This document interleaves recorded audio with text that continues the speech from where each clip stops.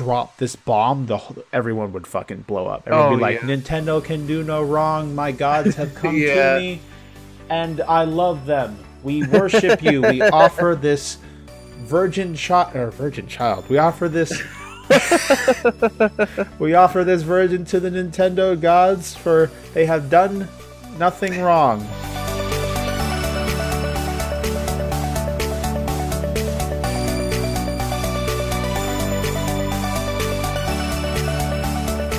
Hello everyone, and welcome to episode 39 of the Thought Patrol podcast. Our weapons are sharpened, food buffs are active, and we are preparing for the next hunt.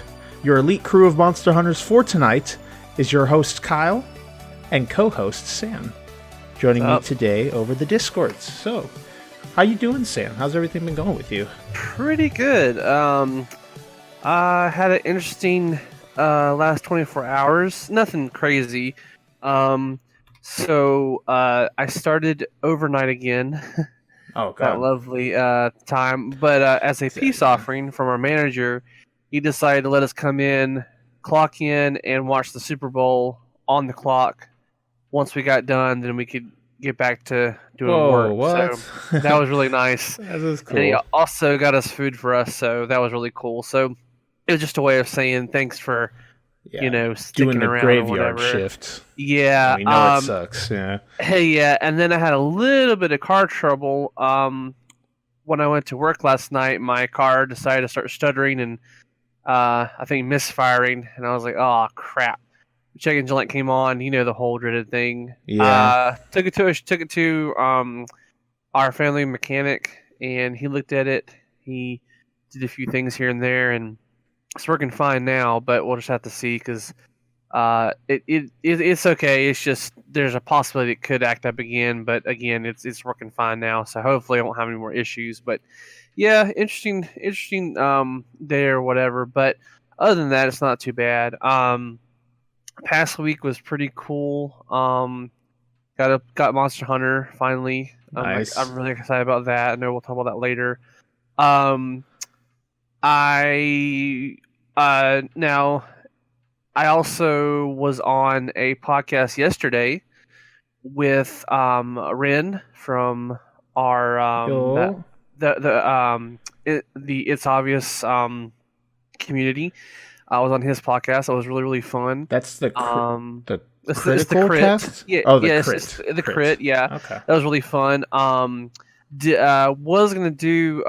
They usually do a Skype call and they did video, but for some reason my webcam messed up, so they can only hear my voice. They couldn't see me. But really, really fun. Got to talk with those guys. I've listened to their podcast before. So it was really cool. Got to talk to them a little bit afterwards. All really nice guys. We had a good discussion. We talked about 2017 last year and gaming and stuff. So cool. That was quite a bit of fun. And then other than that, nothing really crazy. I watched Super Bowl last night. Glad the Eagles won. I'm so glad the Patriots can just they want to win another one. Hopefully they won't win for a while, because I think Brady might be done. I don't know. We'll see.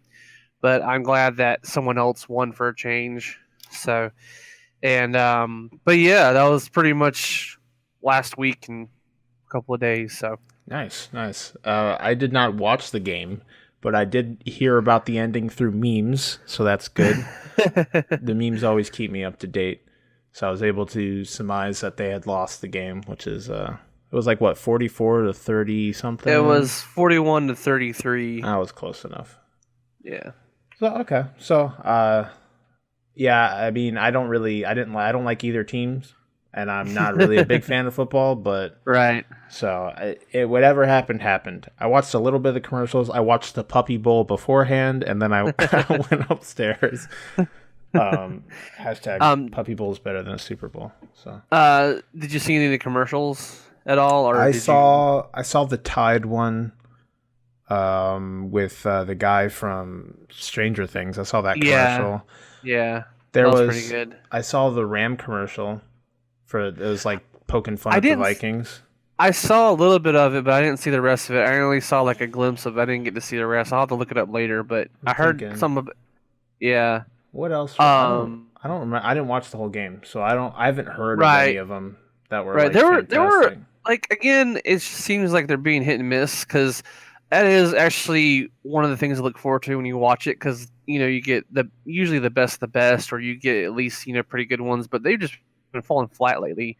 Um, there was an Alexa one that was okay. It was kind of like Alexa was sick, and so they had celebrities take over and they had some like people asking her questions and stuff, and some of them were like Didn't being that air jerks. before the Super Bowl? I think I saw that on YouTube once. Part of it did, but then the full one Oh, okay. filmed in between, and then they showed the new Solo trailer. Oh yeah, and I saw the Avengers trailer too. Yeah, that looked pretty dope. I'm actually excited for Han Solo because apparently, and I know there's history with him in the expanded universe, but apparently he's going to join the Imperial Academy to become a pilot because they asked him what branch is he going to be in, and he said pilot. So I'm thinking he's going to join the Academy, and then he's going to get caught up in something, and then he's going to do something. And then they showed Donald Glover, aka Childish Gambino. Yeah, he's Lando now, right? Lando, yeah. So there was a woman in the trailer. I didn't know who she was supposed to be. You saw a picture of Chewie and Han standing next to each other. You saw glimpses of the Millennium Falcon in its glory days. So we'll just have to see. It's only 45 seconds, so they'll probably show a few more because it's coming out in May, which is really soon. So hopefully we'll see some more trailers or something because I think I'm actually excited to see this one. Yeah, I think I'll go see it probably. I don't know how to feel about it. We'll see what happens. I haven't delved into any of the expanded universe content that was revoked of its status for being canon. So I don't know who this will make happy, who this will piss off. Especially with rabid fans, you never know. It could go either way. Yeah. So I just I'll probably go see it. I just don't really I'm not hyped for it yet, but I thought the Avengers trailer was cool. I like that we got to see, I heard the thing, what is it called? It's like the Blood Edge armor for Iron Man. Is it Blood Edge? I'm thinking, it looked like, I think it's called the Hulk Buster, but it's a special type of armor that Iron Man develops. It has he inputs nanomachines into his blood. Is it Blood Razor? I think it's Blood Razor or Blood Edge armor. Blood Razor, that's League of Legends. Come on. Blood Edge? It's something. Oh, Bleeding Edge. Bleeding Edge? Yeah, Bleeding Edge armor. Here, let me. This is Mark 37 armor. Yeah, I was in. Oh God! Please no videos. And basically, from what I understand, the way the armor works is he inputs nanomachines into his blood, and they create the armor, and it comes from his blood. Oh, here we go. The Bleeding Edge was made of a technology that allowed the suit to be stored inside of his bone marrow. This made it possible to have his Iron Man armor with him at all times. All he needed to do was give a mental command, and the suit would actually bleed out onto his body. The suit continued the trend of blurring the line between Stark and armor. With all the circuitry and armor built into his own body, he had effectively turned himself into a cyborg of sorts. So I thought that was really cool. And I mean, I have a feeling he's probably going to die, so I don't know. They probably won't delve into that idea of what are you actually human now, or are you just a man made out of metal? They probably won't go that far, especially since it's just a superhero movie. But that is cool that they give kind of that ode. Is these are shit's going real kind of days, so we need to be prepared. And that the fact they're busting out more advanced versions of the armor, that's pretty cool.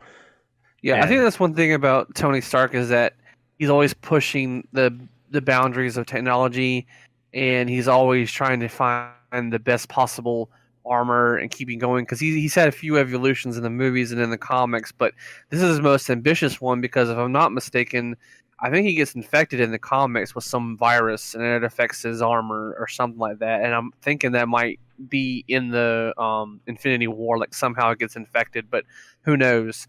I don't know how much of that they're actually following, because I never really read any of the Thanos storylines in the comics. I read some Wikipedia about him and his origins and stuff and everything, but nothing comic book wise. So we'll have to see. But I am really excited about it, and again, I'm excited, but I'm also nervous because they have so much going on in the movie. They have so many characters, and they have so many people vying for the different fronts. Like you've got people in Wakanda, you've got people fighting Thanos directly. So it's gonna be an interesting how they're gonna portray this and how they're going to give even screen time for all the actors and how they're going to interweave everything. So Yeah, we'll just have to see.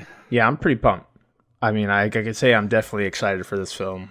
I love. I mean, a lot of people are getting to the point where okay, it's getting old, but they are kind of bringing it down, kind of wrapping up this big ass arc that we'd have over the last 10, 15. I don't know. When did the first Iron Man come out? Because I was kind of 2008. Okay, so 10 years. Yeah. The last 10 years of story, movies, comics, or not comics, but just in general, the lives that they built in this expanded universe is all coming up to a wrap within these final 2 Avengers films. Mm-hmm. And then we're moving into the next phase. So it's cool to see that something that we've been growing with come to a close and see how that all wraps itself up. Mm-hmm. So definitely excited. We also have, so we saw the trailer for Solo, which is, when is that? That's summer, right? That comes out? It's Memorial Day. Memorial Day. Okay. Yeah. All right, cool. Cool stuff. Yeah, definitely pumped. I'm pretty sure my dad's a huge Star Wars fan. I could say I am a Star Wars fan, not a gigantic one, but he's going to be all over that. So we'll probably go see that together. Definitely excited. Yeah.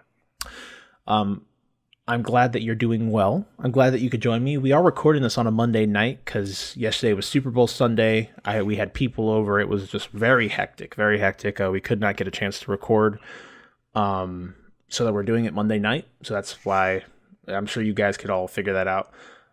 So we're glad to be here. We're glad to be talking to you guys again. I think my week's been pretty good. Nothing completely out of the ordinary. Just been doing, again, school and work, kind of just trudging through all that. And just every day it's kind of more of I go do the stuff I have to do, look forward to the stuff I can do in my free time, and then do that shit in my free time. So I've been playing a shitload of Monster Hunter. Not as much as I would hope, so I don't get a lot of time, but I'm probably sitting around 20, 23, 24 hours in at this point. So I'm quite a ways in. And I'm enjoying the game a lot. We are going to, once we get through the news and all the other stuff, we will sit down and talk about everything that we like about this game. I've been a huge fan of the series for quite some time. I've been playing it for the past 10 years. I remember I started with Freedom back on the PSP. So just excited to see it finally come to consoles. That way it's more access to everybody. It's so crazy that last year we had Persona 5 came to consoles. Huge breakout hit. Everyone fucking adored it. One of the biggest launches it's had in its history of being games, and now we have a bunch of new fans to this series of games, and now we're getting Shin Megami Tensei later in the year, or hopefully later this year on the Switch, and now we have Monster Hunter, a game that's relatively small. It's been small throughout its entire life cycle. There's been a very core, dedicated fan base to playing it, and now it's had this huge breakout success. It came out at a perfect time, nothing else coming out early in the year, nothing to take the hype away from it, even to the point where people are calling it the Destiny killer at this point because of everything that's happened with Destiny 2. And then you have a game that's not exactly the same, but kind of has a focus on the same thing of a grind, acquiring loot, buffing up your character, doing stuff like that. And everyone's all over this game because it does a much better job of creating a grind. And I know a lot of people use that word in like kind of like a, well, not everyone, but people use that word in like a negative context. But I think this game does a very good job of creating a desire and an easy way of accessing that. I mean, later on it becomes difficult when you have to hunt the same monster that's hard as fuck multiple times to get his set. But it always, the creativity in both the levels and the armor, everything about it, it's really good. Again, I'm thinking about this. I wonder if we should just do it now, since instead of just leaving it, cutting it in half and doing it later. We'll do that, and then we'll end with the news afterwards. All right. We'll talk about it now, because I feel like it'd be kind of like a cock tease almost in a way, where we start talking about it and then just leave it for an hour down the line. And you know us, we don't want to tease anybody. Yeah, exactly. This episode will be a little bit shorter because we're kind of strapped for time. So it'll be about an hour and a half around there. So we won't have a game segment, but we'll still have news. We'll still talk movies a bit, and we'll obviously the main topic's Monster Hunter, so we'll get into that. Sam, how long have you been playing? Or is this your first Monster Hunter? I will say it's my first full dive into Monster Hunter. I have been watching it from afar. I did play the demo of one of the games on the 3DS. It was really hard to get into because of the limitations of the 3DS and how it wasn't the prettiest game. It was very clunky. Very clunky controls. It was really hard to maneuver, and it wasn't very pretty. I mean, it was good for what it was. I mean, it was, they were doing the best they could with it, but and I didn't play the Monster Hunter 3 Ultimate on Wii U, which I heard was pretty decent, but I never got that one. So this is my first Monster Hunter game that I've gone into.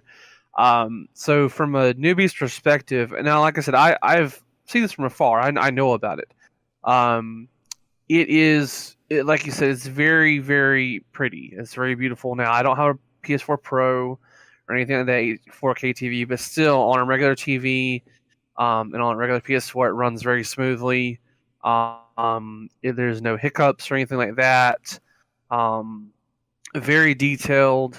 I do like there's sort of this like contrasting, like, you have all the seriousness, you have all these graphic details, but there's still some, I guess you say there's some humor to it. Yeah, there's like a you kind of get like a, I mean, I don't want to distinctly call it like a Japanese touch, but that's like kind of like the flamboyantly animated characters. Yeah, there's like craziness that goes in that way. But there also, I think the localization team did a good job of making it feel like it's not too heavy on that stuff. Like, right. Like you'll see it in the characters. There's some moments here and there, but they have a lot of genuinely just funny and interesting NPCs that you stumble across throughout your progress of the story. Especially our boy Meowskiller Chef. Oh yes, he's my favorite NPC. Max Gaines. Max Gaines, man. I love how when you walk by his base thing, where his little what's the word I'm thinking of, man? His oven set. There's a certain word for it in game, and I forget what it is. But he's like, "Are you ready to get your pre-hunt on?" Almost like a pre-workout, yeah. So you get some protein before you go out. Yeah. He's such a bad, and he always like has his arms crossed, like got the scar over one eye, and it's just this big ass buff cat. I fucking adore it. It's awesome. Yeah, but yeah, I definitely feel you with that. That there is just kind of just this a little bit of an accent of like you get that things are like. I don't really know exactly how to explain it, but I know where you're coming from with it. It does feel like a Japanese game. You can sense it the way that it goes about with its comedy. So, yeah, and I really enjoy that it kind of gives a little comic relief to sort of the seriousness of it, because I mean, there's not much of a story here. I mean, all we're going on is that we're just trying to follow this huge we're basically chasing a volcano pretty much, and there's not too much of it. I mean, you get some story from descriptions and sort of in the beginning, but I mean, really, there's no like overlaying like need. It's more. I don't know. There's probably lore that I could probably look up and stuff, but what's the reason for hunting them? What's the reason why we're doing this? And I'm sure there is, but most of it seems to be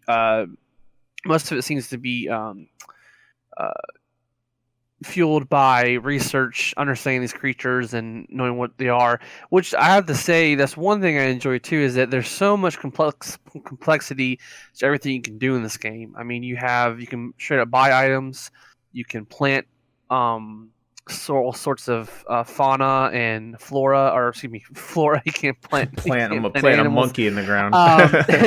That's cool. You can also, there's also just a lot of variety, and there's a lot of options to do what you want, which I enjoy, because you don't have to necessarily follow the main storyline right away. You can do a bunch of all these investigations. You can do all sorts of other things, which gives it a variety, and that's what I enjoy about some of those games. And of course what I feel like gives it a great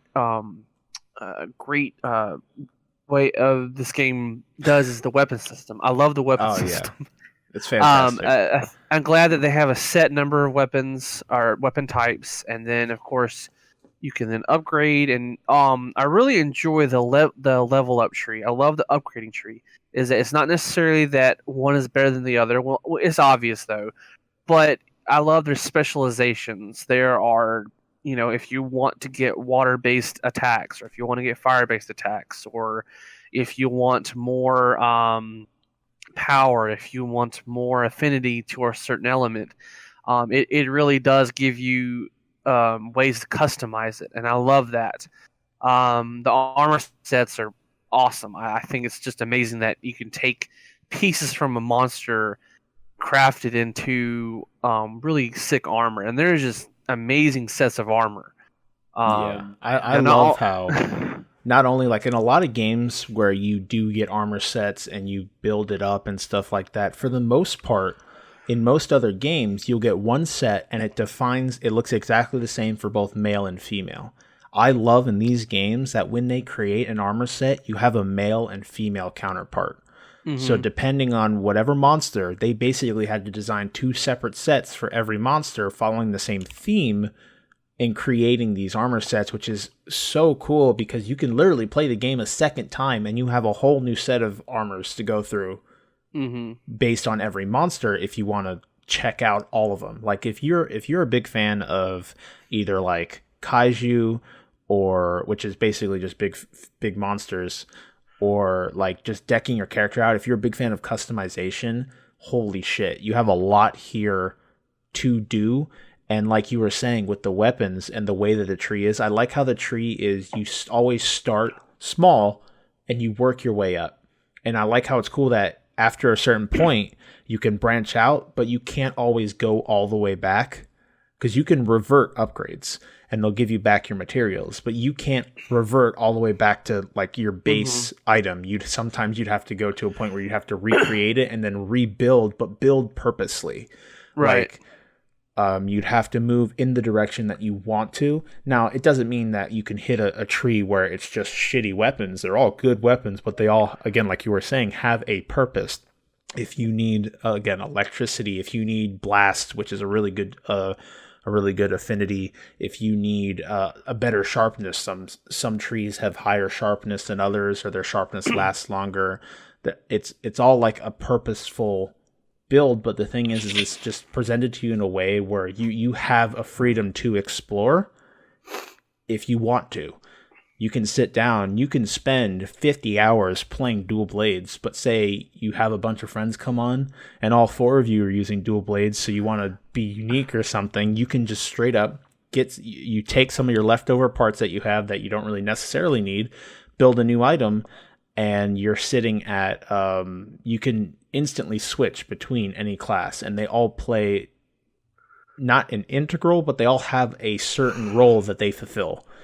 Each and every item is unique, and as some may be simpler than others, they all have a form of complexity to them. There's always something that you're working towards doing in a fight to optimize your damage potential or optimize your roll's potential.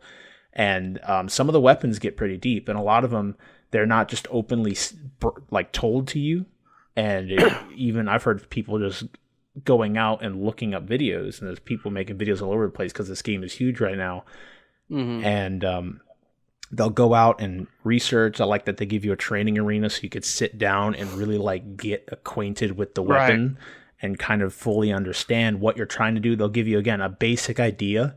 And a lot of it from there is either researching it through the internet or sitting down and trying to fully understand it, almost like a fighting game character. Yeah, and that's what I did. Is actually, I had a bow.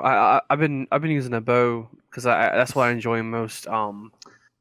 Games like this, like high fantasy, adventure games, and I was trying to find the Anajath or Anajath, how you say it, I love the him. big T-Rex, pretty much. Yeah, the hairy T-Rex, the Um, Anjanath. Yeah, he's cool. Pretty much, and the bow I was using was doing pretty decent damage, but I was just like, man, I wish I could use the power coating because the power coating, for the arrow gives it a pretty big boost. So I was fiddling around with it, and certain bows can only have certain coatings. Like the one I had, which was, I believe, it was the blooming arch, which is based from the Peku Peku or The Pookie Pookie. Pookie. That's what Yeah. that's what we call him. I don't know what his I think Pookie. we call him know. the Pookie Pookie because it's cute Yeah, sounding. he's like he looks like a chameleon, Yeah, like mixed with in with a bird or something like that. I don't yeah, know, kind of like a raptor. chameleon mixed with a what are those birds that have like the really exquisite feathers that look like A they peacock. have faces? Yeah, kind of like a chameleon, It's a chameleon or peacock. Yeah. Yeah, I know And, that sounds disgusting, and believe me, it is disgusting. He looks Yeah. fucking awful. I'm not gonna lie. But yeah, like I was using that one because it gave me the highest, it had the highest attack output. But I noticed that I wasn't doing as much damage, so I was going through and I actually found that the Iron Bow 3 with power coating actually does a little bit more damage, not a lot, but a little bit more. And then I noticed when I did my ultimate, which is the Dragon Piercer, I love that move. Is that did thing a where whole you lot- like spin around and pull a bow Yeah. all the way back, and it does like this It's like- anime thing kind of going off? It's like it's like when you're basically like striking a match with his arrow and then just releasing it. So Badass. I was in the training area and I was just mixing around. I was like, man, this does a lot more damage. So I went with a more simpler, like in the earlier tree, using this bow because it gave me more damage output, which is what I was looking for because I didn't have anything that could really fight fire technically because he's fire based and I didn't really have anything that could go good against fire, so I would just let me go damage output, and I switched it and I did a whole lot better. Of course, the first few times I fought him I wasn't doing very great, but definitely learning. That's another thing, is learning their attack patterns, and each of them have different tells and different opportunities to interrupt them and stuff. Like the one that wasn't necessarily difficult, but the one that kept me on my toes was the Kodachi, the electrical the flying electric squirrel. like flying squirrel. Exactly, that's what he looks like. He looks like a fucking electric flying squirrel. And he was really interesting to fight. And what got me is that I had a few times where he would fly down, I would dodge, and then he would whip his tail and it hit me, and I'm like, dang, I've got to look out for that. So it's you learn throughout the fight that it's not just one simple thing. They can do multiple things, and you have to sort of anticipate where you're going to be and what you should do. So I really enjoy that aspect. It's definitely not easy. I mean, eventually, like the Great Jagras, super easy now. I can definitely kill him pretty easily, no problem.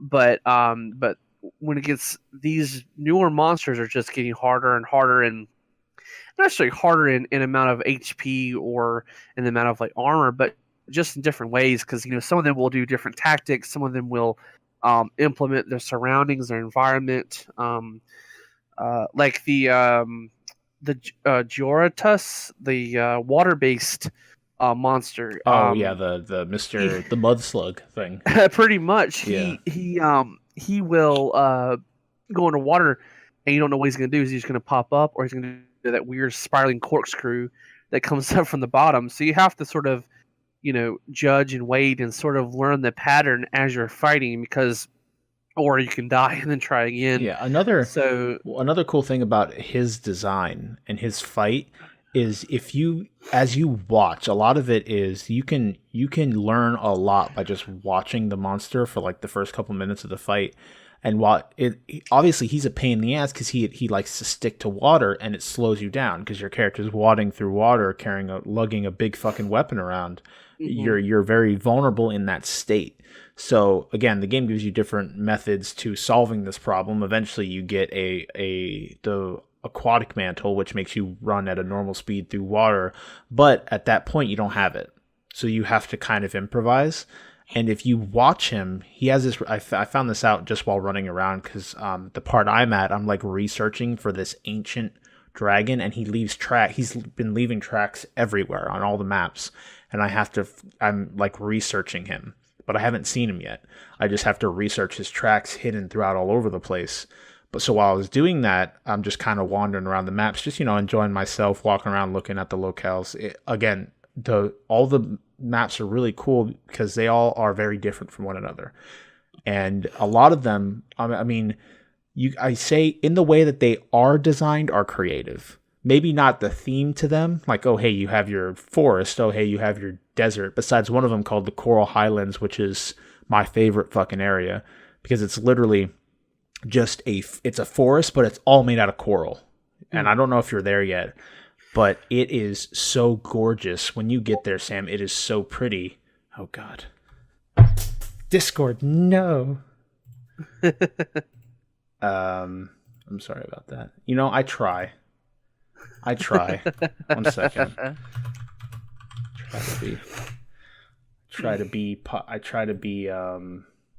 I can't even think of the word I'm saying. I'm so flustered. I dropped my pen. Where'd it go?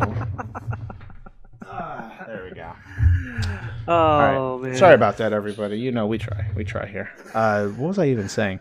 Oh, so you all the locales. Oh yeah, the Coral Highlands is my favorite area because again, it's just a forest and it's made out of coral. Everything's made out of coral, but it's all above ground. And the coolest part is if you look up at the skybox, which all the skyboxes are gorgeous in this game.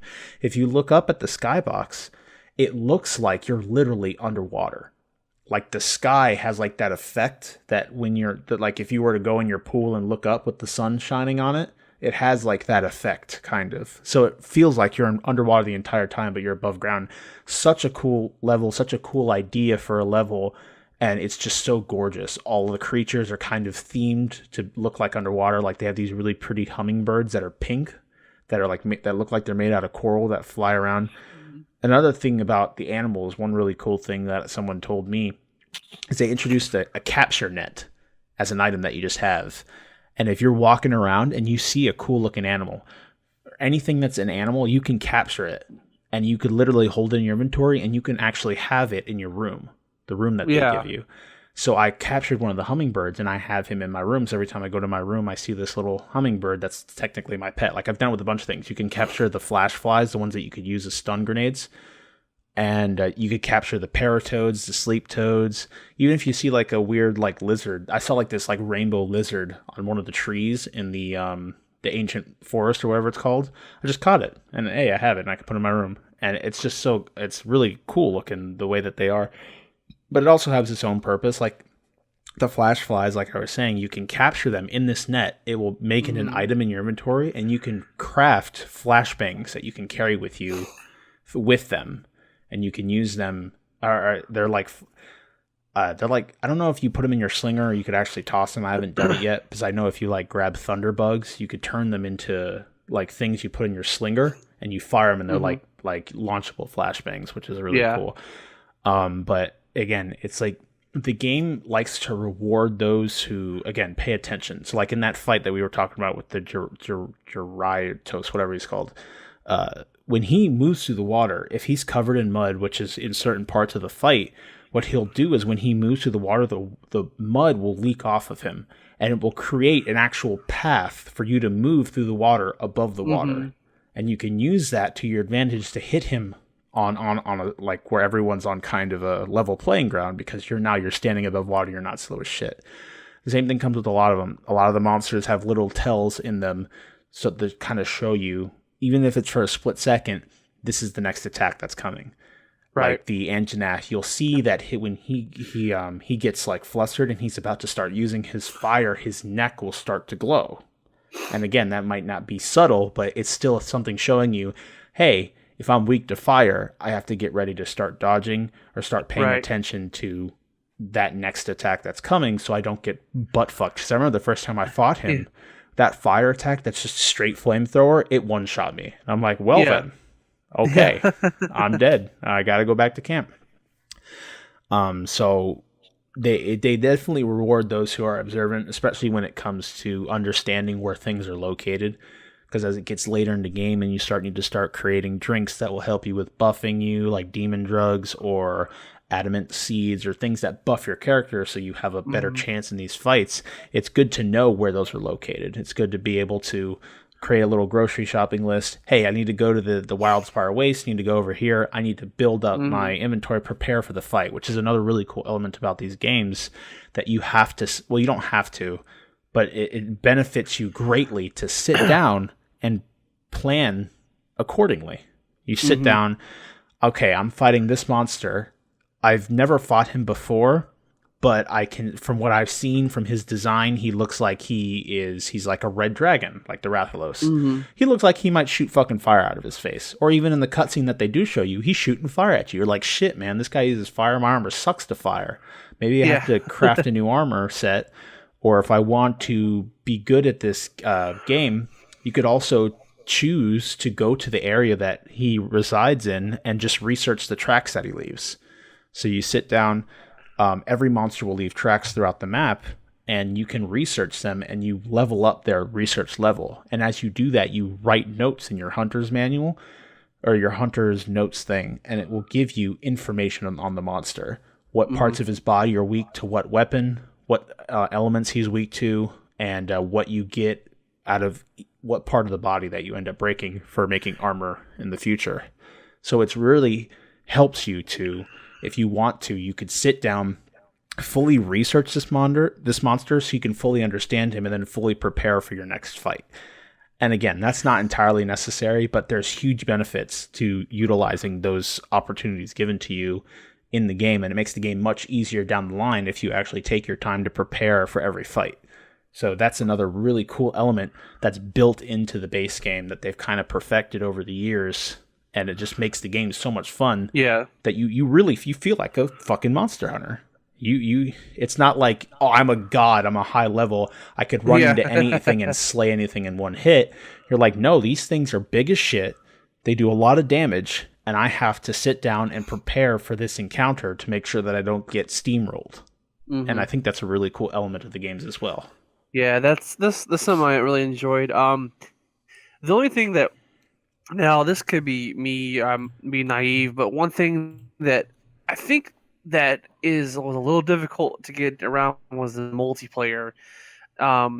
Specifically trying to play with friends, because I was playing with one dude from the IRG community, and he was about to start a hunt that I already did, but he had not seen all the cutscenes, and it gave me the message that I couldn't join him until he saw the rest of the cutscenes, and I wanted to join him, but it kept giving me a message, and eventually the only way I was able to join him is he had to give up his SOS flare, and I was able to join him, but it took a while to do it, and I was been reading online message boards, and people are saying that, it's a little convoluted the way you do multiplayer, and there is ways to all everybody join together and do this, but it just seemed a little, and it could be me not understanding the process or understanding the best way to do it, but I just felt like it was a little difficult to even just strike up doing a hunt together.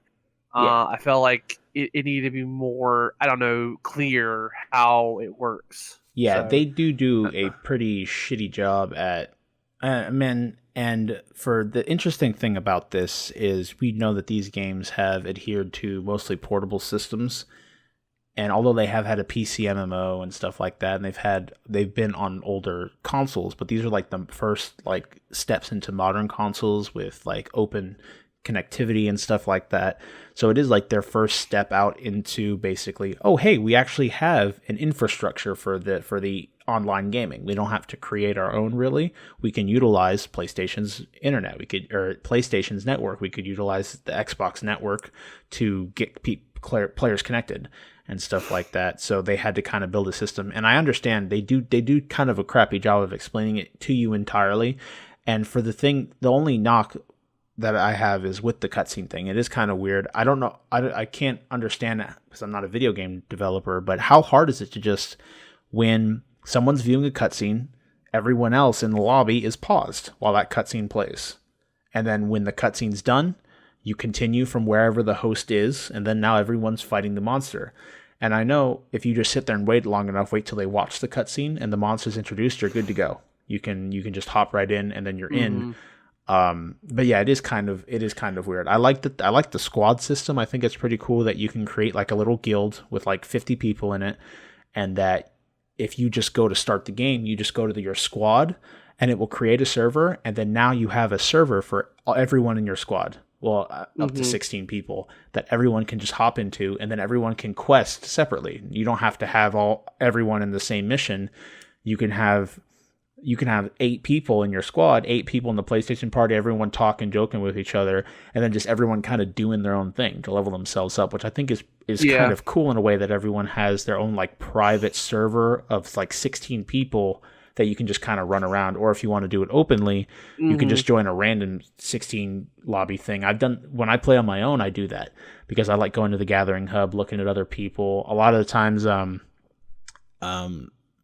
for the most part, my experiences with the in-game chat, I haven't had a lot of people that were like talking openly on the mic, because if you're in a server, the mic is broadcasted across everything. So if you have 4 people on a hunt all talking to each other in the in-game chat, everyone else in the server will hear it, which is interesting.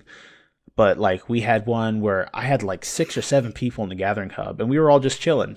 Some people were sitting at the canteen. There was a couple dudes arm wrestling each other. Some dudes like actually literally talking to. It felt like an actual gathering hub. And I know that's not an experience that everyone will get because it's just not something that you come across often. But it felt like there's a bunch of Monster Hunters all together talking, just chilling. Yeah. We had again some guys playing with the arm wrestling barrel, and just people just messing around and hanging out. And I thought that was really cool. We had one time where people were calling people up to the gathering hub, and everyone sat down to have a meal together, and everyone just sat down and ate together. I ate. I wasn't even going on a hunt. I was trying to make armor, and I just sat down to eat with them because I thought it was cool that we were all just sitting together eating food. And it felt like almost something again, like out of like a shonen anime, like Fairy Tale or something, where everyone's just chilling, like in the lobby, and like eating together and just fucking around. And I thought that was really cool. But I do understand where you're coming from. And for newcomers, for the most part, the game does an okay job of explaining it's the way the game works to newer players. But I do feel like if they have articles all over the place saying, here's how you play with a friend, I think you kind of failed in that category as a game developer for explaining how it works. I think the system itself is cool, and I like how it works, but I do feel like they did a bad job explaining it. I think what would make it even better is if the gathering hub was everywhere. So anywhere in Astera, when you're walking around, all 16 people can be seen, kind of like Destiny. Right. And I know a lot of people like to compare things to Destiny because it was kind of new in its like realm of like a social loot-based shooter, kind of almost like on the tiers of an MMO that was an FPS. So a lot of people like to compare stuff to Destiny. So I could understand why we might feel spoiled about certain aspects of Destiny, of having like a really big social hub that people can just run around and do stuff. Yeah. But for the most part, I do like the way their multiplayer works. The cutscenes do kind of annoy me because I have to sit there and wait. If I'm taking a friend that's behind me through the game, I have to sit there like, okay, watch the cutscene and then I'll join you. And then we just fight after that. But I think the game really does shine when you're playing with a full team of 4. Everyone's working on making their characters better, and everyone's just hunting monsters together. You really run into some funny moments. Like I had one where I was playing with just random bunch of dudes, and one dude had a hammer. And when you spin the hammer, you can hit each other. You won't damage each other, but you can like knock each other up or knock each other up. You can fuck with each other, kind of. And I was the monster had fallen over. We had knocked him down. We stunned him, and I was just going ham on him because I used to dual blades, just fucking straight up cutting him up, dicing him. And he was swinging the hammer, and at the end of it, if you hit triangle, you'll go for like an upward uppercut, right? So I'm just chilling there, and we're at the top near the lair of the monster, and this man just spins, smacks me up in the air, and knocks me all the way down to the bottom of the map.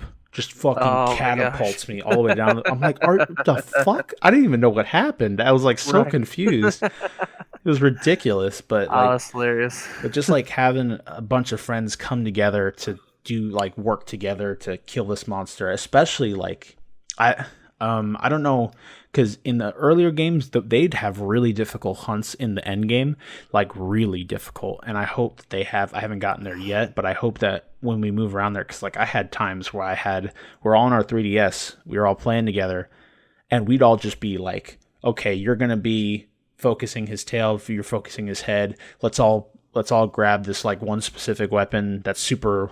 That he's super weak against, or this one element that he's super weak against. Let's all prepare, and then we'd all just like walk into it like A-team style, all set up and ready to go. And I hope that down the line is still like an element. It's not like too easy. There's like just like really difficult fights down the line that like you have to prepare for and have everyone on the same page, kind of, so you can all work together and kind of just support each other in killing this monster, especially when the fights take so long. And it's almost like a boss, like a raid boss rush mode, kind of, because everything takes it takes so long to kill everything.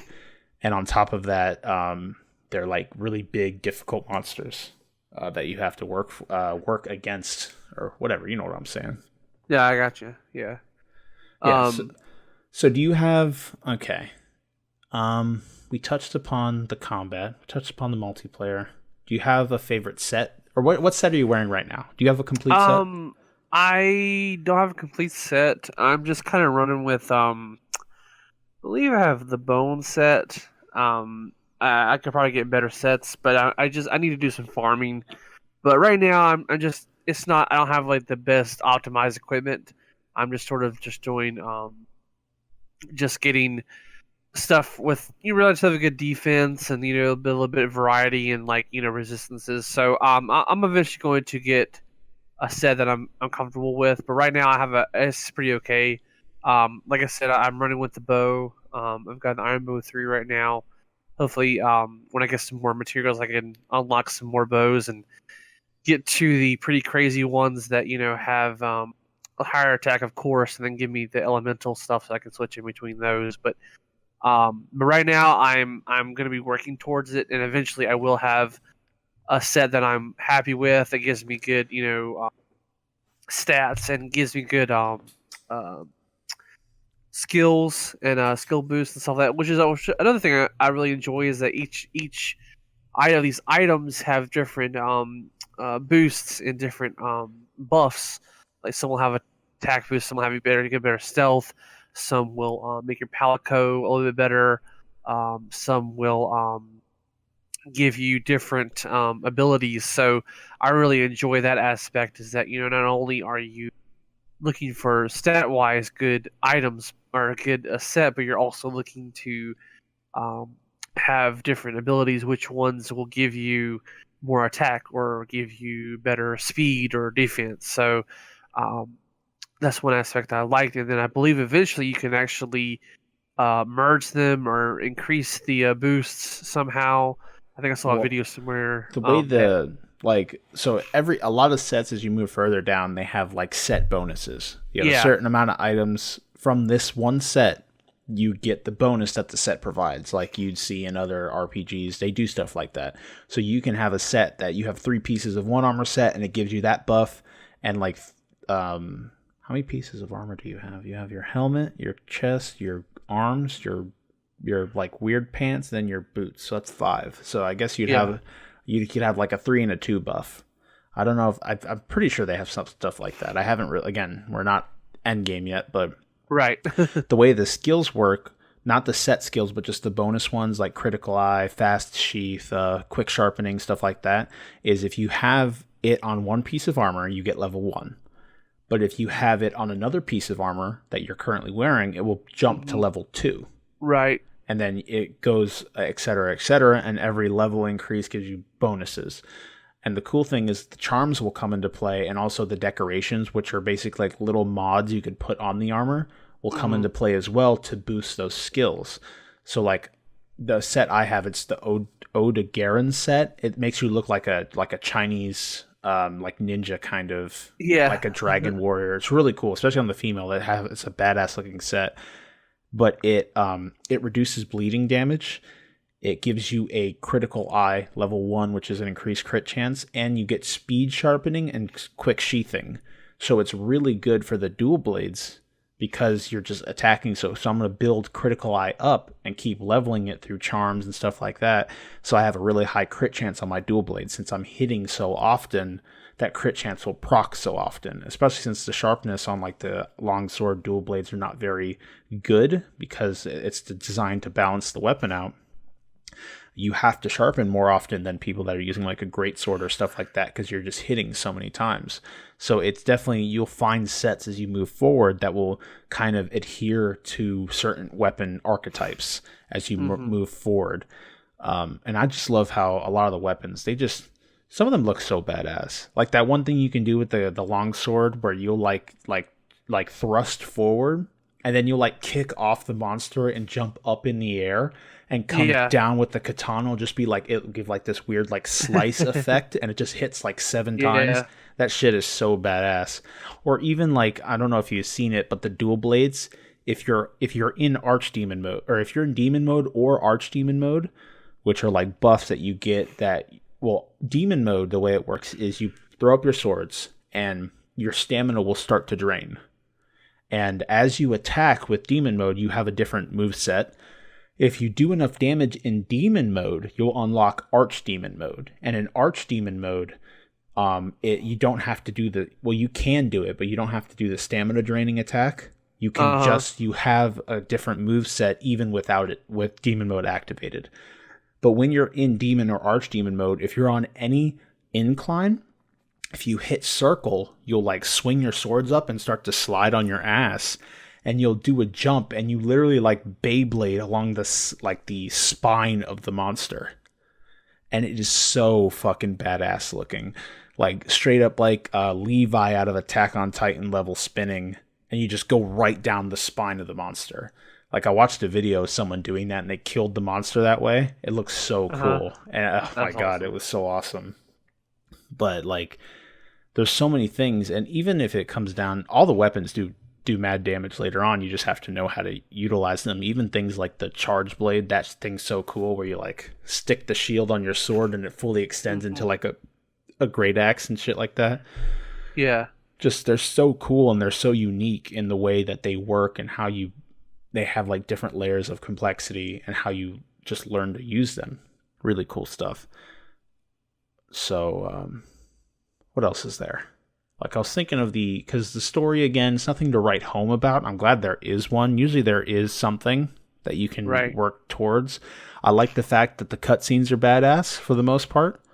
Like your character just overall is a class A badass.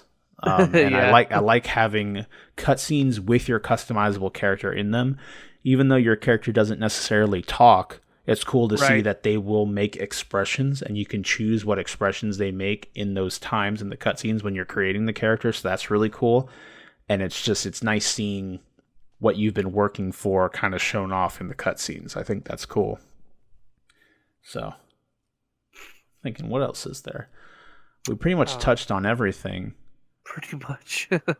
We haven't really gotten to endgame yet, but I'm definitely really invested in this game. It's hard because like I have people playing like Final Fantasy, so I'm trying to play with them every once in a while just so they know that I haven't completely abandoned them for Monster Hunter. But then I have some people on Monster Hunter that want to play, and I'm like, fuck, so I'm like balancing the two.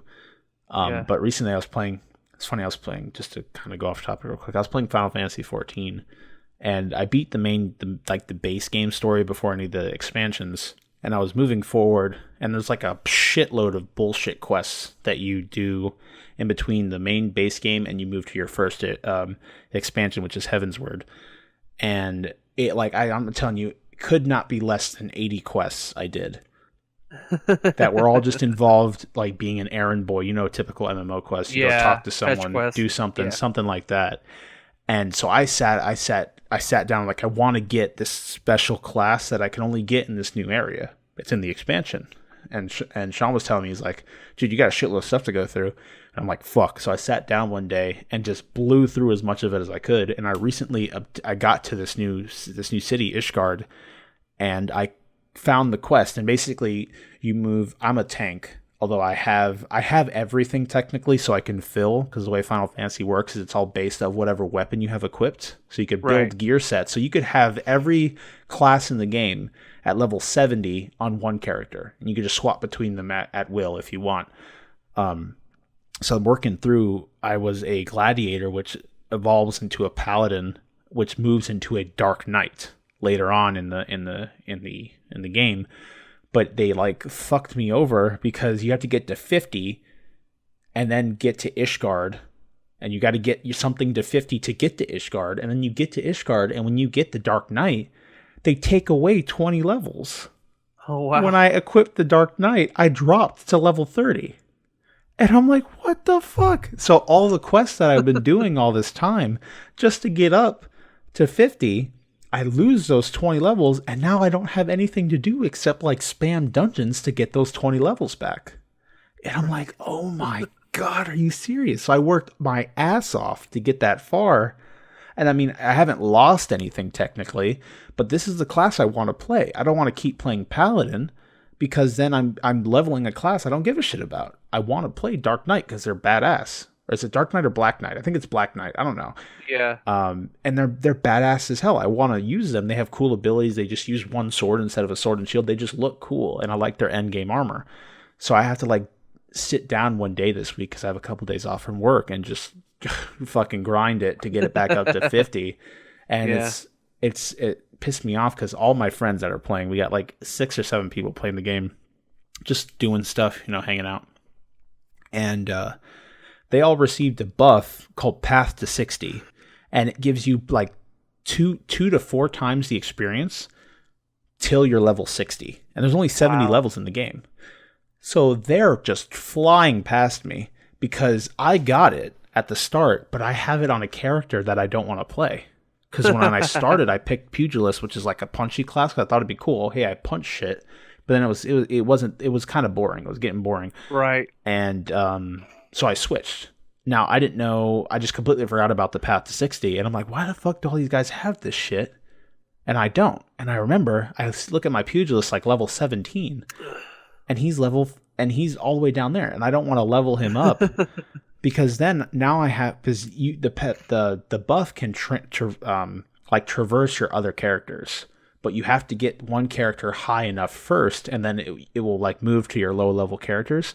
But right. I don't want to sit there and get Pugilist to 60. So I'm just like begrudgingly pushing forward, knowing that I have a 4 times buff sitting on a character I'm not using. And it's so shitty because now I'm level 30. So I've lost even more progress. And my friends are still pushing past me. I'm like, fucking son of a bitch. And then now Monster Hunter's out. So I don't even care anymore. But I really enjoy that game. It's pretty for an MMO, which is nice. So it's definitely enjoyable. I'm glad that we have a bunch of people playing it. And my favorite part about it is it's cross-play. So you can have someone sitting on a PS4, someone sitting on a PC, and you guys can be playing together. Because Shawn's a nub that only has a PlayStation 4. So this gives us a way to play with him while still playing on PC. Right. So definitely interesting. But I'm glad that, again, Monster Hunter's out. Having a shitload of fun with it. It is so cool to just happy to be back, I guess, and happy for it to be in the state that it's in, being pretty, being on PlayStation. Everyone's loving it. Everyone's talking about it. It's just such a nice time, especially for long fans of the series, to like see all these new people like just delve into it, and it kind of just gives you that nostalgic feel the first time that it hits you. Almost. Me sitting back on the PSP like, wow, this game's fucking awesome. Yeah. Or on the 3DS with all my friends like, wow, this is so much fun. And now that we get to the point where everyone's all about it, it's just so cool. It's the same feeling for Persona. When Persona came out last year, everyone was all on Persona 5's dick. And I'm like, I've been telling you fuckers for the past 10 years that this series is awesome. And now we have such a huge, I don't want to say resurgence because it's never been big, but like such a huge coming about that Persona had and the Shin Megami Tensei series has. So it's really cool just to see everyone. That's my favorite part about your favorite part about games is when you can share experiences with people and everyone's sharing those experiences. It just gives you that like feeling that these complete strangers, or people that aren't necessarily strangers, over the internet are everyone's kind of just enjoying something together. It's just a nice feeling, and it's something that you can kind of only experience with games, which is really cool. It really is, and I think with these games like Monster Hunter, Persona, a lot of them were, Japan. I don't want to say Japan exclusive, but they were more catered to a Japanese market. And now that you have the openness of the internet and people embracing more of the culture, you have more people accepting these games and wanting to play these games because one, they're really fun, they're made very well, and overall, it just seems to be more of a different experience. Instead of having you have these Call of Duties and Halos and stuff. Not saying those are bad games, but once in a while you want to play a game that's a little bit different. It's a little bit of a variety. And now that we have that, you see the Japanese market releasing games and localizing games for the Western audience, and I think that's a great thing. And that hopefully we'll see more of it being a universal or worldwide release instead of it just starting in Japan and then coming over. Like I know one of the first signs was the Pokemon X and Y released worldwide on the same day, and I thought that was really cool. It was like, hey, you guys love Pokemon, so we're going to release it. Everybody gets it at the same time instead of it being released in Japan first and then being released everywhere else. So I'm really excited to see what other franchises that may have been in Japan for a long time that came over here that, maybe we'll see them have a worldwide release. Maybe the next Persona game or, Shin Megami Tensei will release at the same time as it does in Japan. So that's something to look forward to, and I'm really excited about what the future holds for these types of games. Yeah, definitely. So that's the moral of the story. Monster Hunter is fucking cool. If you're kind of on the edge, you never played the game before, it does a very good job of catering to newer players. It gives you a good idea of what you're supposed to be doing, although there's a lot to do, so it can feel a little bit overpowering at some points. But for the most part, again, this is a very good starting point if you've never played the games before. So I do recommend it if you like fighting fucking big ass monsters and like decking out a character with cool looking gear. Then this is something that's right up your alley, especially with the way the combat feels good. It's fun, very satisfying, and I cannot recommend this game series enough. Even if you feel like delving back into the earlier versions of the game. And just testing out the waters. Some people still believe that Freedom 2, I think it's Freedom 2 or Freedom, is one of the best games in the series.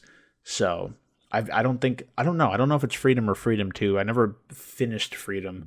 Some of the games, no one's finished. Like, they get to a point, like some of the more recent games have, the Hunter rank goes to 999. Oh my gosh. And people still haven't reached that yet, which is insane when you think about it. Yeah, that's crazy. And I've heard, and from achievements alone and some other things, we know that the Hunter rank in this is at least 100, if not higher.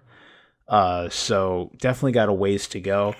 All the monster designs, everything, it feels like a quality product. And I've never come across any bugs. Again, I have a normal PlayStation. It's probably like a year 2, year 3 PlayStation. And it runs the game just fine. Maybe sometimes when you got like 3 to 4 monsters like duking it out or shit like that, then sometimes the frames get a little iffy. But for the most part, if you're just fighting one monster, just kind of exploring, it's very well optimized. It works well. And I think Digital Foundry even released a video on it. So you guys can go check that out if you want to see its performance before you pick up the game. Especially since PC release is like 6 months out, something along those lines. So I feel bad for people that are like dedicated to the master race kind of thing, where they don't have any consoles and now they got to wait 6 months to play the game. That kind of sucks. So, but I'm interested to see what it looks like on what the port will be like, because besides the MMO, that would be like the first port of a game to PC.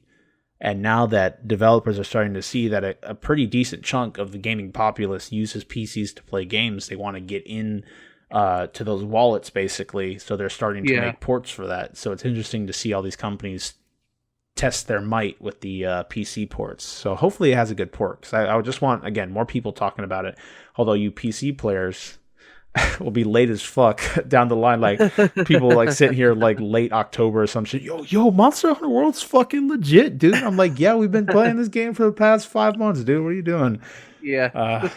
Nothing against it. I am a member of the PC Master Race, and I enjoy having a PC. It sucks that if you only have a PC, you have to wait that long to play such a good product. But at least you're not like annoying about it and just keep on crapping on console users. I have nothing. I don't believe in like the whole console war debate, although I believe competition's good for everyone, because then the harder companies work to give us better quality products, we have better quality products, and we don't really have to do anything except pretend like we care. Although a lot of people do actually give a shit, which I find ridiculous. But I'm just happy to have all these avenues to play games, because the PC has a huge market of things like indies and stuff along those lines, and just some things you can't get on console. So it just gives me more of an avenue to play games. That's all I see it as, really. Although it is nice to play stuff like Origins in like 60 FPS. I never tried it in 4K because I don't have a 4K monitor yet. But my 1080 could probably do 4K. I just don't know how many frames it'd be pulling, especially in Assassin's Creed. That gaming as big as it is. But even in 1080p, 60 FPS, everything on Ultra, holy shit, what a gorgeous game. It is so pretty. And it is fantastic. I recently finished that. I don't know if I said that, but that game was really good. The story was I think I said all this already, but it was a good game. So, again, that was our main topic. Talk a little bit about Monster Hunter. We're all super excited that it's finally here, learning about it, ready to go back, hunt some monsters. I'll be doing it tonight after we finish this podcast. So, let's move on to our news. Talk a little bit about... Actually, we skipped so much shit. Let's do the housekeeping real quick. So, if you guys feel like you want to connect with the people at the Thought Patrol podcast, we have a couple avenues for you to do so. We have a Discord, as we've stated before. If you feel like coming in, saying hi to other members of the community, checking out the hosts, things like that, you'll see all that in the description below. If you feel like anything that we said, if you love Monster Hunter, you absolutely hate it, the hitboxes on the Anjanath are bullshit, which I agree with. Feel free to drop a comment below on the YouTube channel, where is technically kind of like our main hub. We do Let's Plays, other things like that on YouTube. You can check us out over there as well. Feel free to subscribe on YouTube as well. Even if you do it just for the shits and giggles and you don't watch any of our videos because they're horrible quality or whatever, that is completely fine with me. But anything that gets us to a point where we can have more people come to the channel and hang out with everybody together, that's fine by me. We also have, or you could also subscribe on any of the podcasting services you're listening to. We have Spotify, Stitcher, iTunes, Google Play. I think we have iHeartRadio. I'm not entirely sure, but I don't know how many people use that. I know one of the bigger things is Spotify, so I'm really happy that we're there. And iTunes isn't iTunes anymore. It's like Apple Podcasts or some shit. But we're in a couple places, so you could take us wherever. Masturbate to our voices. That's what I do, especially when Shawn speaks. Man, that man gets me going. And if you want to get updates from the crew, we do have a Twitter. We drop right now, it's just a thing, announcements pretty much, but if we down the line we prepare like stream nights or want to hang out with you guys, all that will be on Twitter. And if you really want some brownie points with the Thought Patrol crew, feel free to leave an iTunes review. It will get read on the podcast, so don't be racist. Don't be racist or anything. We'll be happy to read on the podcast. So again, no game segment because we're kind of strapped for time. Hopefully I could get everyone back for next week. We could continue the shit list. I think we're like 3/4 of the way. You know what? I was thinking about today. I was at work. I'm getting the urge back. It's been too long. We need to bring back Kyle Ruins. So I need to delve into the interwebs, find another horribly graphic fan fiction, and start reading it again. I feel like that we've had enough time. Everyone's settled down, and I think I could bring it back. I have to be careful not to shit over Shawn's fucking childhood memories, I guess. Yeah. So let's move on to our box office tops real quick. Talk a little bit about the movies, how they've been doing. This is for the weekend of February 2nd to the 4th. This is Monday the 5th that we are recording this. At number 1, we have Jumanji still, Welcome to the Jungle, sitting at first place for $10 million with a total gross of $352 million with a budget of $90 million on its 7th week. It is still in the theaters at its 7th week, which is crazy. At number 2, we have Maze Runner, The Death Cure, pulling in $10 million for the week. For the week, with a total of $40 million, sitting at a budget of $62 million on its 2nd week. At number 3, we have Winchester, which is new to the box office, pulling $9 million for the weekend, with a total gross of $9 million. Winchester was that a horror movie? Yes. Was it about Madam the lady that created the Winchester? Yes. Because I remember they had like this whole I don't know if it was real, but it was like a rumor that she was haunted. Was she the one that built that fucking insane house that had or was that someone else? You know what I'm talking about? I'm not sure. I think I know what you're talking about. Yeah. There was a woman that built a house and she just kept building it until she died because the spirits told her to. So it just had you can actually visit it. It just has random staircases into the roof, and then there's doors on the roof, and it just looks like a fucking crazy place kind of. I don't think that was her, but I know they said she was haunted because she created guns that ended up killing people or some shit like that. So I guess that's what it's about. I want to see that movie. So I remember seeing that. What's his name? I don't remember his name, but I watch him. He does the moist meter thing. You know what I'm talking about? I think so. Yeah. Fuck. What's his name? Is it Critical? I think that's his name. I think it's Critical. I don't know if he still goes by that name, but he does a thing called moist meter where he talks about just media and he reviews it. Moist meter. It actually gave me a moist meter. Yeah, it's his YouTube is Penguin Zio, but I think he goes by Critical. Yeah, and he basically talks about films. I didn't watch it, but it just popped into my head. But yeah, at number 4 we have The Greatest Showman pulling in $7 million at a total of $137 million with a budget of $84 million on its 7th week. And at number 5 we have The Post pulling $5 million, sitting at $67 million with a budget of $50 million, also on its 7th week. Not too much going on with movies right now. A lot of the movies are old, on their last leg on the way out. Last Jedi is sitting at 15. Pulled $2 million. Sitting at $614 million for the for total.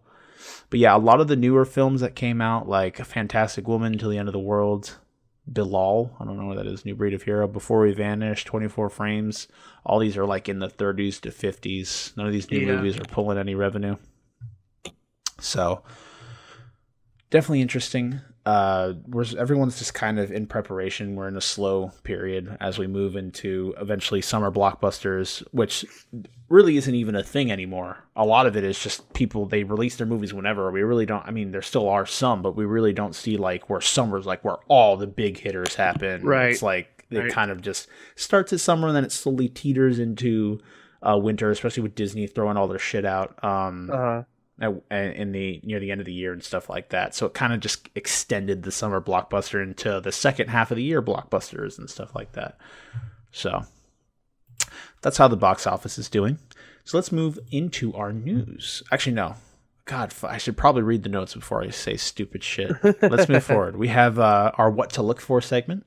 We got a couple of games coming out over the next week that you guys have to look forward to. Tomorrow, on the 6th, we have Shadow of the Colossus coming to the PS4, which is a fantastic pickup. If you have not played it yet, I highly recommend it.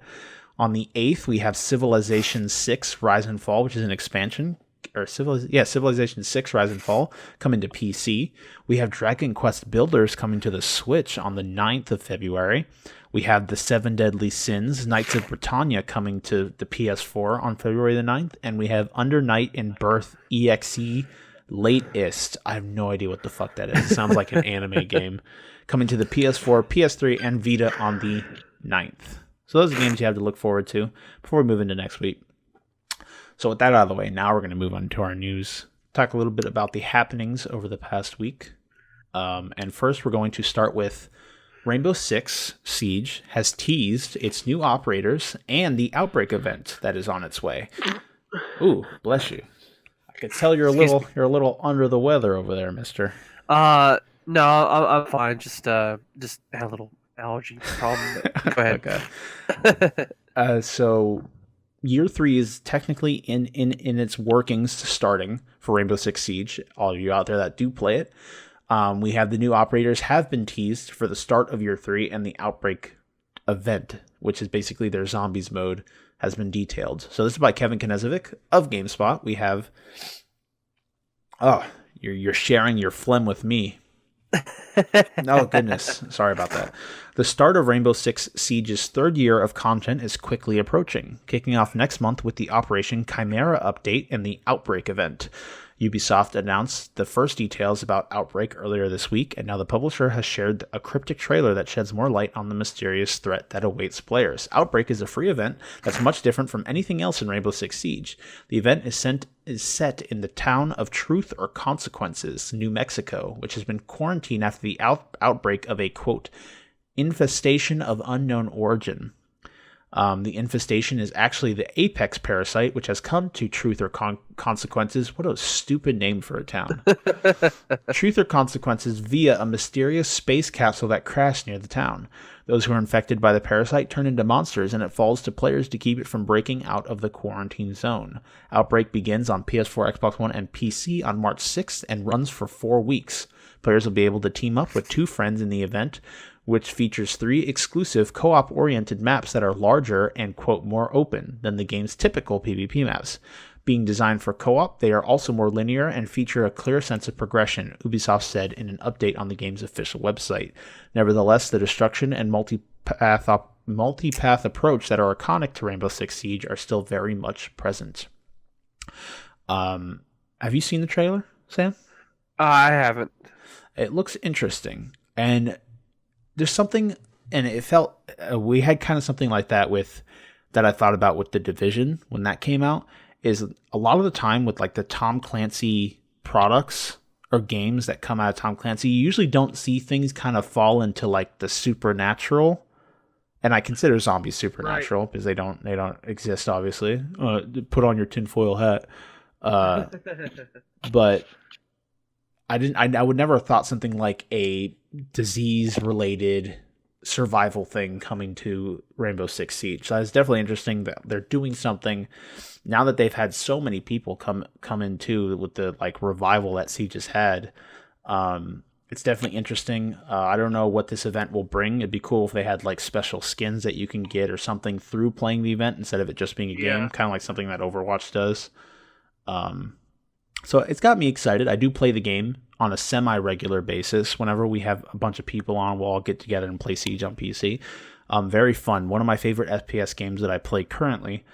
I like it a lot. And I'm super excited for this and the new operators. And I think going a little further down the article, oh man, they have also revealed a list of playable operators during the event. Oh, this is interesting. I should have finished the article. Not every operator's skill is suited for the new event. Ubisoft has narrowed the list down to a, quote, selection of operators who are the most adapted and relevant for this specific game mode. Though the publisher didn't specify if you need to own the operators in order to use them in the event. In addition, 2 new operators have been introduced in Operation Chimera. Everyone will be able to play as the following. You can play as Smoke, Ying, Buck, Capcan, Ash, Doc, Tachanka, Lord Chanka, and Glaz.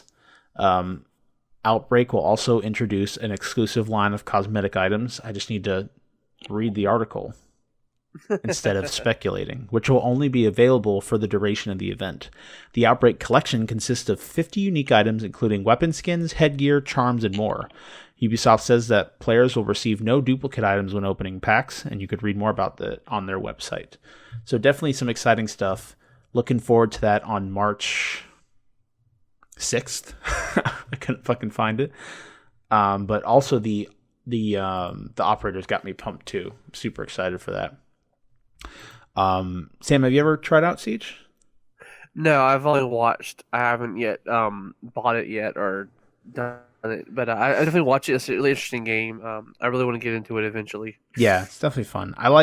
It's definitely, although other games have done stuff like that, especially PUBG, that like feeling of being like vulnerable and at a point where if you're not properly barricaded or whatever, you can have like you can go from being just normal fine to being like completely shitting your pants based on what's going on. And with the amount of different operators and stuff like that, every game plays out so differently. Yeah. It's insane how often, I mean, you'll have an idea of what's going to happen. Like, obviously people are going to come to you. You got to win your gunfights.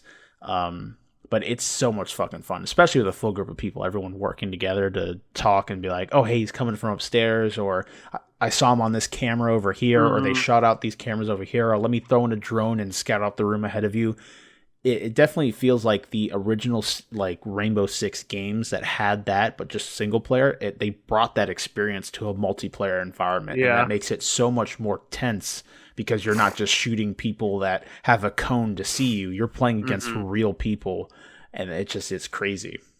Yeah. So definitely super fun game. And I know that you've talked about looking into the master race and joining us at one point or another. And if you do end up doing something like that, that'd be a fantastic game to start with because it's fun as hell. And especially with just normal cooperative. What am I trying to say here? Normal like competitive shooters. Something you hop in a game when you have some time. You spend it throughout. You just play it throughout the night. Drop a couple hours. There's no like heavy commitment kind of stuff like that. So it helps out. A lot of people play it. It's fun. All right. A little bit older news, but we never covered it, so we're going to talk about it here. We have Red Dead Redemption 2's release date has been updated on PS4 and Xbox One. This is by Timur Hussein of GameSpot. Rockstar Games has confirmed the Red Dead Redemption 2 will launch on Xbox One and PlayStation 4 on October 26th of 2018. The announcement was made on the official Rockstar Games blog, where the company apologized for a delay. The game was originally due out in spring, following an earlier delay from fall of 2017. According to Rockstar, this new delay affords the studio extra time to improve the game. They always say that. That is always the reason behind it. And again, with the amount of games that we have right now, it doesn't really matter to me. And I think that if this is really the reason we got to sit down and polish the game some more, that's completely fine by me.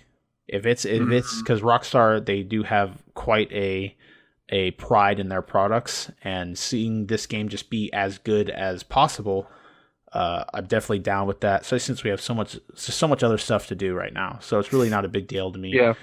I don't even know what I'm picking this up on. Because I don't think I'm going to give a shit about the multiplayer, but I don't want to be wrong about that and actually do give a shit about the multiplayer, but then only have it on PC. And I mean, I'm sure there'll be other people like kind of play with, but for the most part, I'll be kind of alone in that effort.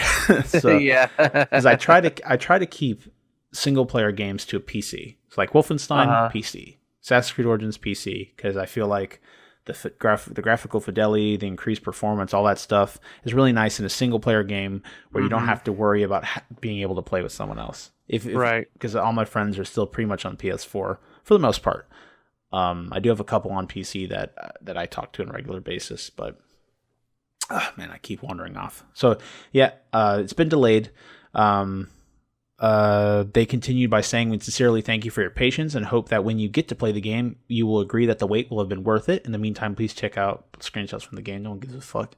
In May 2017, they got new screenshots. So basically, the game's been delayed. This almost always happens. This is Rockstar's track record. They set a release date. It gets delayed. It happened with GTA 5. How many times did GTA 5 get delayed? It was like 2 to 3 times, right? Yeah, I think so. It got pushed back a shitload of times. And then we're seeing it happen again. Hopefully, this is the final pushback.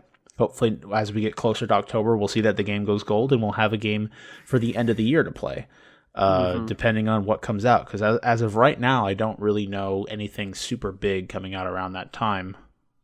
Besides, like another Call of Duty or something, maybe. Yeah. I haven't played Call of Duty in forever, so I don't really know how they still do that. Usually, it's a game a year, right? And it comes out near Christmas, so all the Christmas kiddies can get it and stuff like that.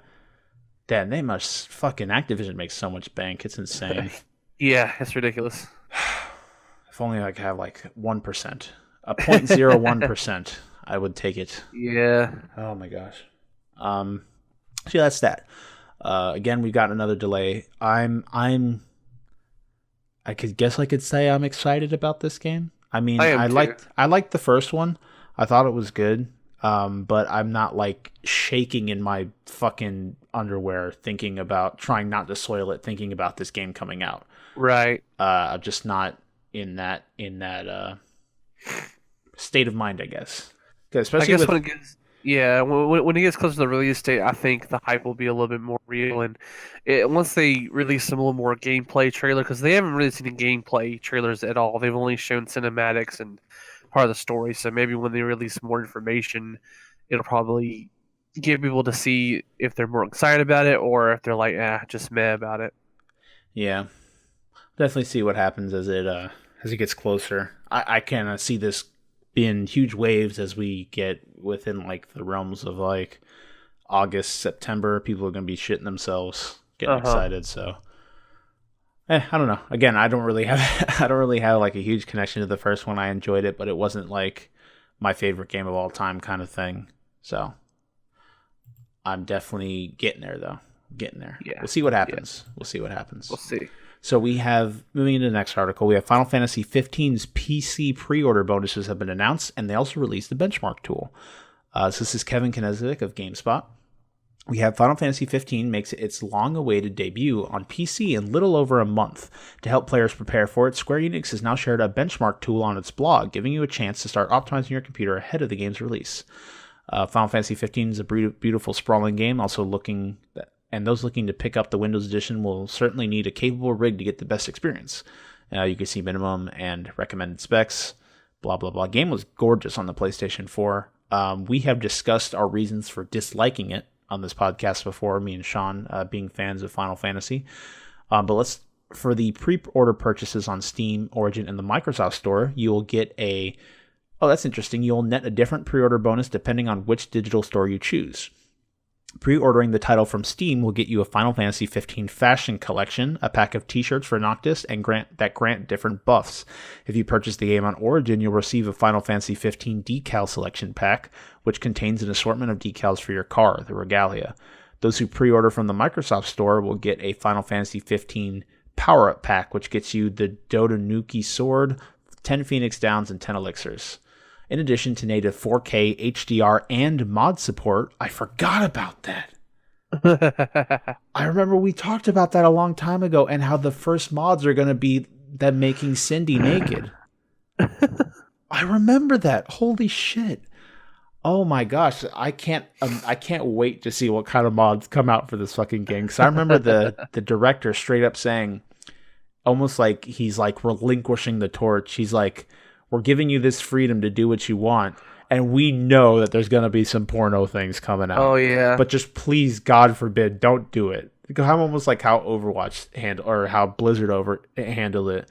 Yeah. They're like, don't make porn about characters, please. We know what happens. Rule 34 is a thing. Just try not to. Yeah. And then look at it now. Shit's ridiculously popular in the porno industry or whatever. Yeah. The Windows Edition will release with all the DLC released for the PS4 and Xbox One versions, featuring episode Gladiolus, episode Prompto, episode Ignis, as well as the multiplayer Comrades expansion. It also boasts new content in the form of a new dungeon, extra boss fights, and a first-person mode, and an in-game vehicle called the Royal Vessel Boat. This edition will release on March 6th. On that same day, Square Enix is releasing a Royal Edition of the game for PS4 and Xbox One. That will include all the additional content features in the Windows Edition, and those who already own the base game on either console will be able to purchase a Royal Pack upgrade to get the additional content. So, that's that. Final Fantasy XV is coming to PC almost like, how long? Like a year later? If not more? Yeah. It's been a while. Yeah. So, if you're looking for a pretty game that has okay combat, the story was really good. Usually Final Fantasy stories are awesome. Music was really good too. It just didn't feel like a Final Fantasy game. But for the most part, the game was a good product. It was fun. And I put my 60 hours into it, and I enjoyed it. I spent the time to get that platinum. I remember one of the things is you had to raise all your skills to their max rank, and one of them was like a foraging skill. And the only way you could raise it was by walking. Like, you literally just had to walk. By the time I was at 40-something hours into the game, I only had it like rank 4 or 5. And I had to get to 10. And I was sitting there like, how do I do this? So I straight up, I sat down, I plugged my controller in. I left my PlayStation on overnight. and I set up the rubber bands on it to have the sticks face in different directions. So what it will do is it will make me walk to the left but spin the camera to the right, and I just ran in a circle, and by the time I woke up the next morning, like 8 hours later, I was only at level 8. And I'm like, what the fuck? How do they expect you to get it this high? So I eventually left it a couple more hours, and then it had ranked up to 10, and I'd received the platinum. That was the last trophy I needed. But man, that shit was a bitch. It was ridiculous farming that. I remember having to get the fishing up there too, and that was a pain in the ass. Because like every character had their own special skill to it. Yeah. Once I did that though, I was done with that game. There was still more stuff to do, but I had I don't know what was going on. I had no want to play it anymore. I guess I was just kind of sick of it at that point. Like, cause there was more dungeons, end game content, but I just had no want to play it. I don't know why. Yeah. So I just trophy hoarded and let it go. So that's that. I don't think I'll be picking that up. I don't know. The mod support has me enticed. I want to see what people start throwing out there, and maybe I'll pick it up depending on that. But that's not till March. And then in March, I don't even know, because in March we got Ni no Kuni 2 coming out too. Yeah. And that shit's got me excited as hell as well. Oh yeah. I just rhymed twice. I didn't mean to do that. I'm sorry. So let's move forward. We have the Nintendo Switch's paid online service is launching in September. This is by Eddie Makic of GameSpot. The Nintendo Switch's paid online service will launch in September of 2018. Nintendo President Tatsumi Kimishima confirmed today during an earnings call. Online play for Switch games has been free since the system launched in March. Initially, Nintendo planned to launch its paid service in fall of 2017, but it was delayed to 2018. At the time, Nintendo announced it will offer memberships for 1 month being $4, 3 months being $8, and 12 months being $20. But it remains to be seen if those prices are still accurate. By comparison, Xbox Live Gold and PlayStation Plus cost $60 a year. As announced previously, you'll need a membership for online gameplay and online lobby and voice chat through the smartphone app still, while you also have to pay to get some of the eShop deals. Non-subscribers can still access the eShop, of course, and register, manage friends, share screenshots on social media, and access the Switch Parents Controls app. We will report back on details, blah, blah, blah. So we're getting the paid service finally. Can you see yourself paying for this? For sure. I mean, if it's going to give me free games, going to allow me to have different experiences or extra, functionality, then yeah. But my problem is that they need to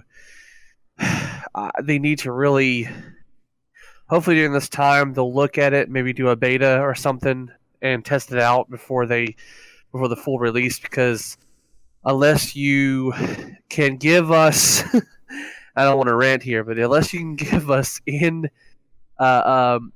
us built-in voice chat and other features that are normal on most devices, then it's gonna probably fall flat. Because they really need to get their crap together with the online functionality. They have always struggled with it. They just need to, I would say, give it to another company or give it to another portion of their of their company, like give it to the American branch, let them handle the online functionality, because I feel like they just have a problem with technology and how online functionality works. So, but that's my opinion. Yeah, I can't see because like right now, I mean, there's not a lot of games on the Switch, as everyone has said 1,000 times. Yeah, but I don't know if our current library justifies paying for the reason to play online. I can't see people justifying that currently, at the very least. Right. But with the whole thing where you get games and stuff every month, I can see this almost being like Nintendo's fucking Game Pass practically, because everyone's paying the money to get the free older games. Right. Compared to, you know what I hope happens when this launches? They're keeping it quiet. They're keeping it quiet because they're gonna blow us away. But when this launches, at the same time they launch the virtual console store. That's what I'm hoping too. And then if they do that, and then they give you something like, this is not gonna fucking happen. I could see it already. But if they give it like, if you're a member, you can get like these games are free for this month, right? And you can download them, play them, you own them. Basically, the same thing PlayStation, Xbox does, but through the virtual store. I think that'd be a smart idea on Nintendo's part, because now they're giving their games that people want, although the new games are fine. There's nothing wrong with them. But on top of that, they don't have to shell out a lot to do this because they know that their library right now is very limited. So I think this would be a good step by Nintendo. Launch the virtual console store. Oh, hey, every month you get 2 to 3 games for free that you can download and you own to your Switch, and they're connected to your account, and then that would blow everyone away. People would adore that, and that'd be a really good step in Nintendo's part. Now, again, I don't know if I could see this happening, because we know Nintendo has their issues with doing stuff. Also, fucking update the firmware. Oh yeah, for sure. Give us a internet browser, let us download apps and stuff like Netflix, Crunchyroll. I know they have Hulu on there now. Why Hulu at all things? It should have been Netflix first, in all honesty. Yeah. Most people use Netflix, and we still don't even have an internet browser. Add those things too. Again, if they do all this and just drop this bomb, everyone would fucking blow up. Everyone would be like, Nintendo can do no wrong. My gods have come to me, and I love them. We worship you. We offer this virgin child. We offer this. We offer this virgin to the Nintendo gods, for they have done nothing wrong. Praise be to Nintendo. Praise to Nintendo. I will now proceed to stick my dick in my Switch or my Nintendo Labo sex bot, and we will move on. That's what I can see people doing. The world will fucking explode, and everyone will be on Nintendo's dick. Yeah, we'll just see. Straight up, that's what's going to happen. So, yeah, we'll see what happens. Hopefully they make the right choice. I'm hoping they do. Let's move on. We got one more article, and we'll call it for tonight. Because, again, we're strapped for time. We're a little bit over, but that's fine. Last thing, real quick. That's more talking about Nintendo. The Nintendo Switch has outsold the Wii U in just 10 months. This is by Oscar Deus of GameSpot. Nintendo Switch has been on the market for less than 11 months, but it has already outsold its predecessor, the Wii U, sitting at around 12.13 million Switch units were sold during the 9 months ending in December 31st of 2017, with 2.74 million sold during the hybrid console's debut month last March. Overall, this means 14.87 million Switches have been sold by the end of December last year. As of October 31st of 2017, Wii U hardware sales stood at 13.56 million. Barring an unlikely 1.31 million Wii U consoles being sold in November and December, this means the Switch has almost certainly outsold the Wii U. More up-to-date sales figures for the Wii U have not been provided. The Switch sales are not too far off from the GameCube, which sold 21.74 million, but they are still far behind the ultra-successful Wii, which sold around 101.63 million units in its life cycle. Nintendo has also confirmed that Super Mario Odyssey is the console's best-selling game to date. The platformer sold 9 million units up until the end of December. Mario Kart 8 Deluxe, which launched in April of 2017, sold 7.3 million, and Splatoon reached 4.9 million by the same date. According to Nintendo, it now has 8 million seller titles for the fiscal year, but includes games published by third parties in this figure. Strong sales of the Switch hardware and software have helped drive huge profit increases for Nintendo. The company's overall revenue was up 176% year on year, while profit was up 494%. Switch enjoyed an impressive first year of exclusive games, and blah, blah, blah. So again, everyone's been all over Nintendo. The Switch has been massively successful for the time that it has been out. And I can see something like this hitting Wii levels for the way that it's been marketed, for the fact that, especially with things that are more kid-friendly, like the Labo coming out, and other things like this, a couple more Christmases down the line, we may be sitting closer to a Wii level number at 101 million. But again, Nintendo is blowing it out of the water. That's why we constantly are watching them, and we want to see if they continue to do right. Because again, it is easy to look at the Switch and see that it itself was rushed out. You can see it. You can see it in the way that the UI works for it and everything about it, the way the infrastructure for the internet is and stuff like that. So they have to do some patching, start bandaging some fuck ups here and there.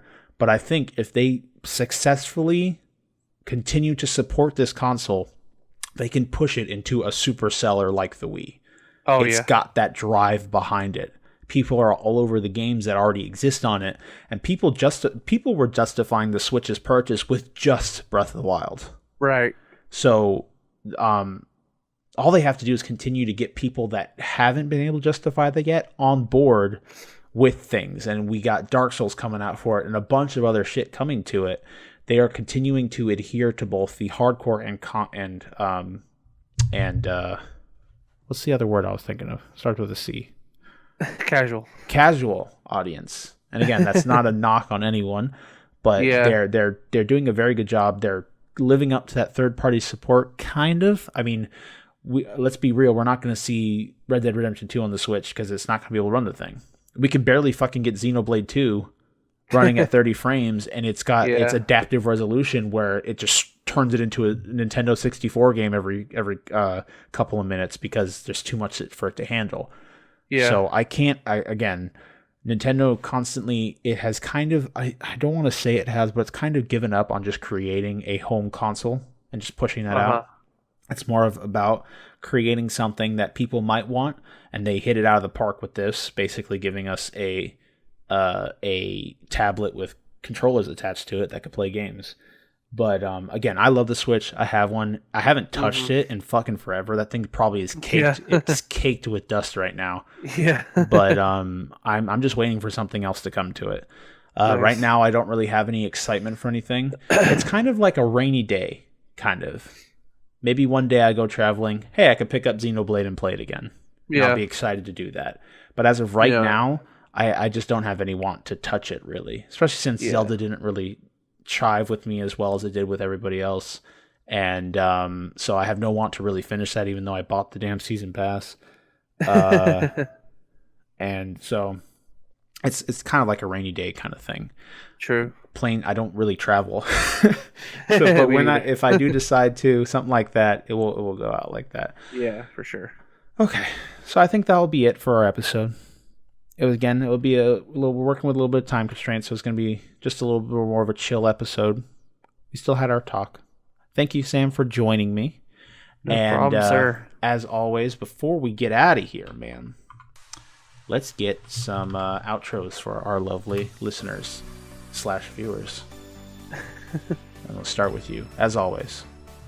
Again, thanks for having me. And as inspiration, may seem like your life's going to crap, you're in a rut, but you can only go up from there. And as always, you have to go beyond your limits, plus ultra. Indeed, I love that. It'd be so funny if we'd probably get copyright written struck, but like as you're saying that outro, I just put like the one of the songs from the series into you talking, like just in the background. Get hit with a mad ass copyright strike, but that'd be funny. Sure. All right. Again, I am happy that you were able to join me, Sam. Thank you all out there for tuning in. Again, feel free to check out our other content that we provide over on YouTube, or feel free to subscribe to the podcasting service that you're listening to. This show comes out every Tuesday at 8 a.m., and we would love to see you guys again. And before we go, I shall leave you with a thought. Alfred Hitchcock did not have a belly button. It was eliminated when he was sewn up after surgery.